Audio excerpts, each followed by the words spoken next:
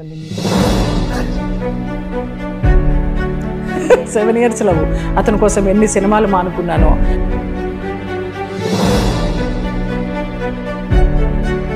ఏమున్నా లేకపోయినా మనసులో ఆ ప్రశాంతత ఉంది.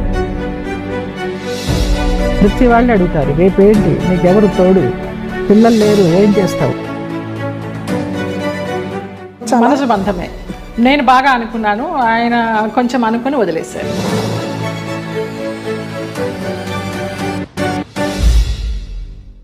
నమస్తే ఫ్రెండ్స్, వెల్కమ్ టు సిఆర్ ముచ్చట్లు. ఫ్రెండ్స్, కొందరు నటీమణులు హీరోయిన్గా తమ కెరియర్ని ప్రారంభించి అనుకున్నంతలా సక్సెస్ని అందుకోకపోవడంతో క్యారెక్టర్ ఆర్టిస్ట్గా సెటిల్ అయిపోతున్నారు. ఇక ఇదే కోవలో ఆర్టిస్ట్ జయలలిత కూడా ఒకరు. ఈమె హీరోయిన్గా పలు చిత్రాల్లో నటించిన సక్సెస్ అందుకోలేకపోవడంతో బోల్డ్ పాత్రలకి పరిమితం అవ్వాల్సి వచ్చింది. అలా తనకి నచ్చకపోయినా వచ్చిన క్యారెక్టర్స్ని చేయడంతో తన పర్సనల్ లైఫ్లో కూడా కాంప్రమైజ్ అవ్వాల్సి వచ్చింది. ఇదిలా ఉంటే తాజాగా ఒక ఇంటర్వ్యూలో జయలలిత ఇండస్ట్రీలో తను ఎదుర్కొన్న చేదు ఘటనల గురించి వివరిస్తూ తను మలయాళం సినిమా చేసేందుకు కేరళకి వెళ్ళగా అక్కడ అసిస్టెంట్ డైరెక్టర్ రేప్ సీన్ గురించి వివరిస్తానని చెప్పి తనని రూమ్ కి పిలిచాడని, అలా తను రిహార్సల్స్ కోసమని అసిస్టెంట్ డైరెక్టర్ చెప్పిన రూమ్ కి వెళ్ళగా తనపై లైంగిక దౌర్జన్యం చేశాడని, అలా తను తప్పించుకునేందుకు ఎంత ట్రై చేసినా ప్రయోజనం లేకపోవడంతో ఏమీ చేయలేకపోయానని కన్నీరు పర్యంతమై చెప్పుకురావడంతో ఈ మాటలు విని అందరూ షాక్కి గురయ్యారు. ఇక ఫిలిం ఇండస్ట్రీలో కాస్టింగ్ కౌచ్ అనేది ఉంటుందని, అందుకు ఒప్పుకుంటేనే ఛాన్సులు వస్తాయని, లేకపోతే ఇంట్లోనే కూర్చునే పరిస్థితి ఉంటుందని, అప్పట్లో ఇంతలా సోషల్ మీడియా, డిజిటల్ మీడియా యాక్టివ్గా లేకపోవడంతో బాధితులు తమ బాధల్ని బయటికి చెప్పుకోలేక తమలో తామే కుమిలిపోయేవారని, అందులో తను కూడా ఒకదాన్ని అంటూ జయలలిత బాధపడుతూ చెప్పుకురావడంతో ఇప్పుడు ఈమె వ్యాఖ్యలు అన్ని చోట్ల హల్చలవుతున్నాయి. అసలు జయలలిత బి గ్రేడ్ సినిమాలు చేసిన వ్యక్తిని ఎందుకు పెళ్లి చేసుకుంది? నిజంగానే జయలలిత తన డ్రైవర్ వల్లే ఉన్న ఆస్తంతా పోగొట్టుకోవాల్సి వచ్చిందా? ధీరుభాయ్ అంబానీకి జయలలితకి ఉన్న సంబంధం ఏంటి? శరత్ బాబుతో పెళ్లి దాకా వెళ్లి ఎందుకు క్యాన్సిల్ అయింది? తల్లిదండ్రుల వల్లే జయలలిత మోసపోయిందా? సినిమా ఇండస్ట్రీ అమ్మాయిలకి సేఫ్ కాదని ఎందుకు చెబుతుంది అనే నమ్మలేని నిజాల్ని ఈ వీడియోలో చెప్పడానికి నేను ప్రయత్నిస్తాను. మీరు మాత్రం ఈ వీడియోని పూర్తిగా చూడండి.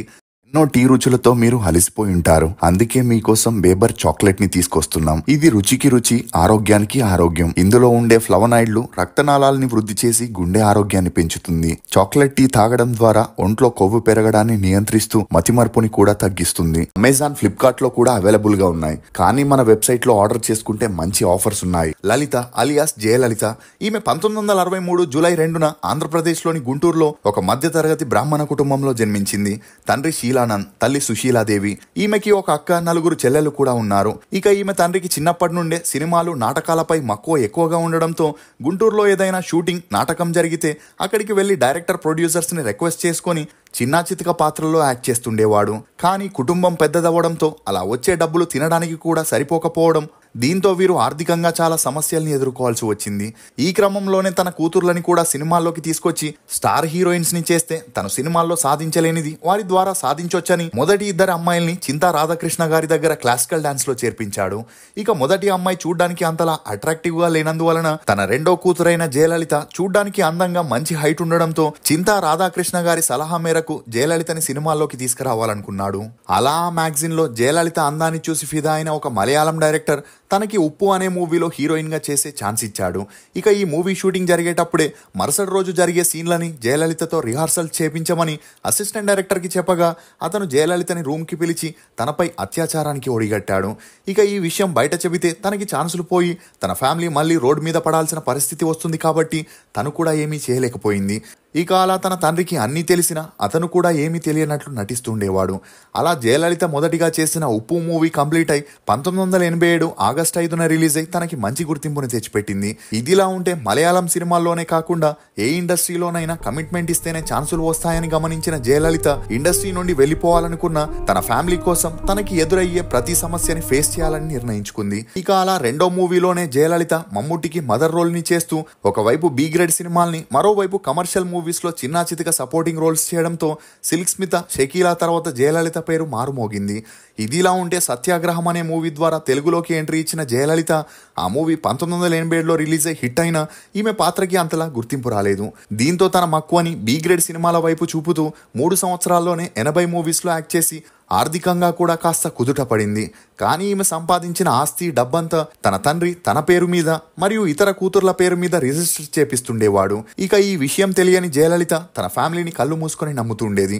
ఇక ఇలా ఉన్నప్పుడే జయలలిత బి గ్రేడ్ సినిమాలు చేస్తున్నప్పుడు ఆ మూవీస్ ని డైరెక్ట్ చేసే వినోద్ తో తనకి మంచి పరిచయం పెరిగి ఆ పరిచయం కాస్త నిదానంగా సన్నిహిత్యంగా మారి వీరిద్దరూ ప్రేమలో పడ్డారు. అలా అతని డైరెక్షన్ లోనే 13 బి గ్రేడ్ సినిమాలు చేస్తూ వీరిద్దరూ 5 సంవత్సరాలు తమ రిలేషన్ ని సీక్రెట్ గా మెయింటైన్ చేస్తూ వచ్చారు. ఇదిలా ఉంటే జయలలితకి రాజేంద్ర ప్రసాద్ తో ఉన్న మంచి పరిచయం కారణంగా తెలుగులో మామ అల్లుడు, కొబ్బరి బోండం, ఏప్రిల్ 1 విడుదల, ఎర్రమందారం, అప్పుల అప్పారావు, జోకర్ అనే మూవీస్ చేస్తూ తెలుగులో కూడా కొంతవరకు గుర్తింపు పొందిన లారీ డ్రైవర్ మూవీలో ఈమె చేసిన బోరింగ్ పాపా క్యారెక్టర్ తో తెలుగులో బాగా పాపులర్ అయి ఇక్కడ కూడా ఎక్స్పోజింగ్ క్యారెక్టర్స్ ని చేయడం మొదలెట్టింది. ఇక అలా ఒకే రకమైన పాత్రలతో విసుగు చెందిన జయలలిత అప్పటికే తనకి 31 ఏళ్లు ఉండడంతో వినోద్ ని పెళ్లి చేసుకుని లైఫ్ లో సెటిల్ అవ్వాలనుకుంది. ఇక ఈ విషయం తన తండ్రికి తెలిసి వీరి పెళ్లికి ఒప్పుకోకపోవడంతో జయలలిత పట్టువదలని విక్రమార్కుడిలా పెళ్లంటూ చేసుకుంటే వినోద్ నే చేసుకుంటానని పట్టుబట్టుకొని కూర్చోవడంతో అందుకు తన తండ్రి ఈ ఆస్తికి తనకి సంబంధం లేదని ఒక బాండ్ పేపర్ మీద సైన్ చేస్తే నీకు మాకు ఎలాంటి సంబంధం లేదని నీకు నచ్చిన వాడిని పెళ్లి చేసుకోమని చెప్పడంతో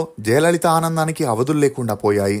అలా ఈమె ఆ బాండ్ పేపర్ పై సైన్ చేసి ఇంటి నుండి బయటికి వచ్చి వినోద్ ని పెళ్లి చేసుకుని లైఫ్ లో సెటిల్ అయింది.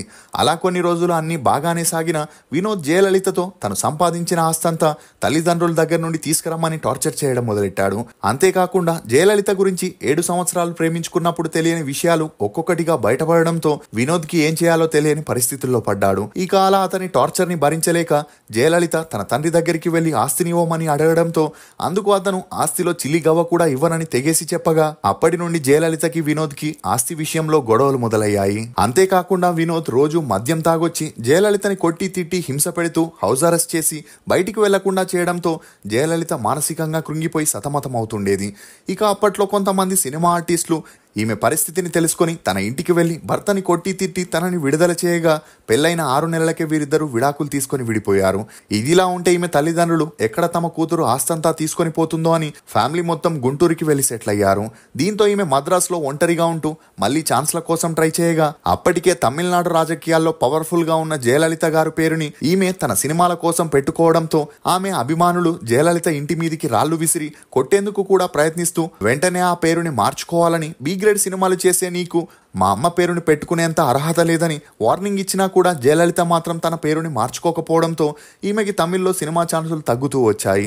అయినా కూడా జయలలిత పట్టువదలని విక్రమార్కుల్లా హిందీ మూవీస్ లో ట్రై చేయగా హీరో గోవిందాతో హత్కడి అనే మూవీలో ఒక పోలీస్ క్యారెక్టర్ చేసే ఛాన్స్ వచ్చింది. అలా ఈ మూవీ సక్సెస్ పార్టీలోనే జయలలిత ధీరుభాయ్ అంబానీని కలవడం, అలా వీరిద్దరికి మంచి పరిచయం పెరిగి ఆ పరిచయం కాస్త నిదానంగా సన్నిహిత్యంగా మారగా ధీరుభాయ్ అంబానీ జయలలితకి ముంబైలో ఒక ఫ్లాట్ని, ఇంగ్లాండ్లో మాంచెస్టర్లో మరో ఫ్లాట్ని గిఫ్ట్గా ఇవ్వడంతో వీరిద్దరి గురించి అప్పట్లో వార్తలు హల్చలయ్యాయి. కానీ ఎప్పుడైతే ధీరుభాయ్ అంబానీ మరణించాడో అప్పటి నుండి జయలలిత ముంబైలో ఉంటే ప్రయోజనం లేదని మళ్ళీ తన మకాన్ని చెన్నైకి మార్చేసి రాజేంద్ర ప్రసాద్తో కొన్ని మూవీస్ చేస్తూ బిజీగా ఉన్న టైంలో ఉన్నట్టుండి ఈమె 8 సంవత్సరాలు ఇండస్ట్రీ నుండి మాయమైపోయింది. ఇక ఈ గ్యాప్లోనే శరత్ బాబు జయలలిత ఒక షూటింగ్లో కలవడం, అప్పటికే శరత్ బాబుకి రమాప్రభతో పెళ్ళైనా అదంతా పట్టించుకోకుండా వీరిద్దరూ సీక్రెట్గా లివింగ్ టుగెదర్లో ఉండడంతో ఈ విషయం తెలిసి రమాప్రభకి శరత్ కుమార్కి గొడవలు మొదలై అవి తారాస్థాయికి వెళ్లడంతో విడాకులు తీసుకొని విడిపోయారు. దీంతో శరత్ బాబుకి మరియు జయలలితకి మంచి అండర్స్టాండింగ్ రావడంతో వీరిద్దరూ పెళ్లి చేసుకుని ఒకటవ్వాలనుకున్న శరత్ బాబు ఫ్యామిలీ వీరి పెళ్లికి ఒప్పుకోకుండా గొడవలు చేసి పంచాయతీలు పెట్టడంతో శరత్ బాబుకి వేరే దారి లేక జయలలితతో ఉన్న 8 ఏళ్ల రిలేషన్ కి ఫుల్ స్టాప్ పెట్టేసి తన ఫ్యామిలీ చూసిన అమ్మాయిని రెండో పెళ్లి చేసుకున్నాడు. ఇక ఈ బ్రేకప్ తో మానసికంగా కృంగిపోయిన జయలలిత మళ్ళీ 2003లో నేను పెళ్లికి రెడీ అనే మూవీతో తన సెకండ్ ఇన్నింగ్స్ ని స్టార్ట్ చేసింది. ఇక అలా ఈమె అప్పటికే ఆర్థికంగా చాలా స్థిరపడి ఉండడంతో తన మకాన్ని హైదరాబాద్ కి మార్చేసి ఇల్లు కార్లని కొనుక్కొని లైఫ్ లో సెటిల్ అయింది. అలా ఆ తర్వాత మదర్ క్యారెక్టర్స్ ని, కామెడీ రోల్స్ ని చేస్తూ తెలుగు ప్రేక్షకుల్ని అలరించడంతో రాధాగోపాలం, హంగామా, ఎవడిగోల వాడిది, కితకితలు, మాయాబజార్, వెంకటాద్రి ఎక్స్ప్రెస్ అని బ్యాక్ టు బ్యాక్ మూవీస్ చేస్తూ మరోవైపు స్మాల్ స్క్రీన్లోనూ ముత్యాల ముగ్గు, రాధాగోపాలం, అమ్మమ్మ.com అనే సీరియల్స్ ని చేస్తూ ఫైనాన్షియల్ గా బాగా సెటిల్ అయింది. ఇక ఇదిలా ఉంటే జయలలిత పేరు సీనియర్ యాక్టర్ అయిన గుమ్మడి గారితో గట్టిగా వినిపించగా అతనికి సేవలు చేస్తూ లక్ష్మీ పార్వతి ఎన్టీఆర్ గారి రిలేషన్ లాగే మెయింటైన్ చేసేవారని, అతని ద్వారానే ఈమెకి ఇల్లు డబ్బు వచ్చిందని, అందుకే ఈమె ఆర్థికంగా ఇంత ఇంతలా స్థిరపడిందనే వార్తలు వినిపించినా జయలలిత మాత్రం ఆ వార్తలకి స్పందించలేదు. ఈ క్రమంలోనే జయలలిత రాఘవేంద్ర అనే ఒక అబ్బాయిని తనకి డ్రైవర్గా తీసుకోగా అతను ఈమెకి సంబంధించిన అన్ని పనుల్ని చూసుకుంటుండేవాడు. ఇక ఈ డ్రైవర్ రాఘవేంద్ర డైరెక్టర్ అవ్వాలని ఇండస్ట్రీకి వచ్చి ట్రై చేసిన ఎలాంటి ఛాన్స్ దొరకక ఆర్థిక పరిస్థితుల వల్ల డ్రైవర్గా పనిచేయడం మొదలెట్టాడు. అలా ఈ విషయం తెలుసుకున్న జయలలిత అతను చెప్పిన స్టోరీ తనకి నచ్చడంతో ఆ స్టోరీకి తనే ప్రొడ్యూస్ చేయాలని డిసైడ్ అయింది. ఇక ఇదిలా ఉంటే జయలలిత కొన్ని సీరియల్స్ కి వడ్డీకి కొంత డబ్బుని ఇవ్వడంతో అవి రిలీజ్ అయి ఫ్లాప్ అవ్వగా ఈమెను వారు మోసం చేసి ఎస్కేప్ అయ్యారు.